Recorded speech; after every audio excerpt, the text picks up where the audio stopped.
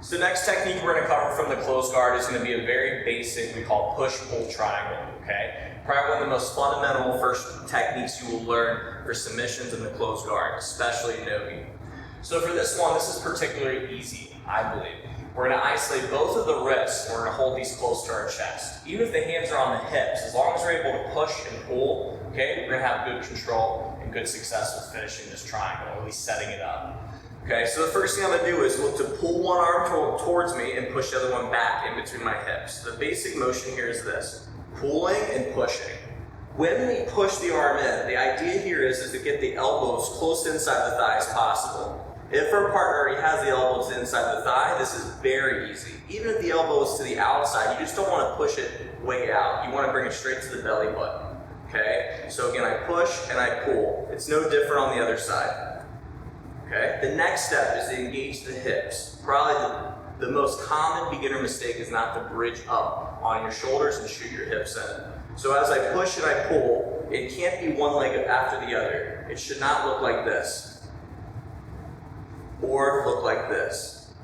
We really want to shoot our hips in. So as I go, watch how I'm going to do a little bit of a wave. I'm going to shoot my hips up and bridge onto my shoulders. Note that I let go of the wrist right as my legs cleared her arm. Okay, that's your initial attack. So as I push and I pull, you have to engage very quickly. Hips come up, and look how high I'm bridged up onto my shoulder blades. Okay, that's the first step.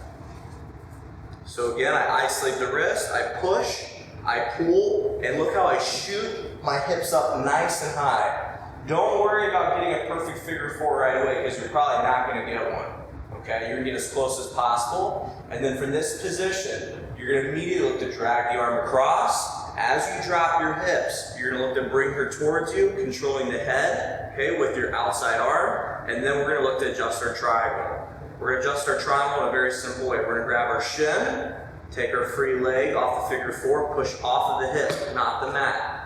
From here, push and do an oblique crunch again. Rotate, lock your figure four, pinch your knees, palm over palm, hip up, and finish. Okay? And we'll do it from the other side. So again, from the other side, nothing really changes. We're going to push, we're going to pull. Once we get to this position here, we got to shoot our hips up simultaneously. Hips come up, and now we drag the arm across. Once we drag the arm across, we're going to bring her towards our chest. One hand on the head, other hand on the shin. Push off of the hip and oblique crunch. Lock the figure four, pinch the knees. The finish here, palm over palm, or you can even do a gable grip finish. Hips up, pull down. From another angle. Same deal, wrist control, push, pull, big hip engagement. Okay, bridging up high, pull it across. Another thing that's very important is making sure you control the head, the posture, while grabbing your shin. Okay? If you don't control the head as you open up, she's going to be able to pull out. Also, it's very common that people put the foot on the mat. When you put the foot on the mat, you give them exposure to pass your guard. So we always look to put the foot onto the hip. From this position, as I push, I want to pull hard on my shin. And look how I'm not getting onto my hip, which is a common mistake. I'm again doing an oblique crunch. Rotate, lock, and if there's still space, okay, because there's a size difference between Sophia and I, all I need to do is rotate my knee towards the side of her neck. Okay, close the gap, close the gap. And then the finish, we always build good habits by bridging our hips up. Bridge up, pull down. And now I'll just do a couple reps.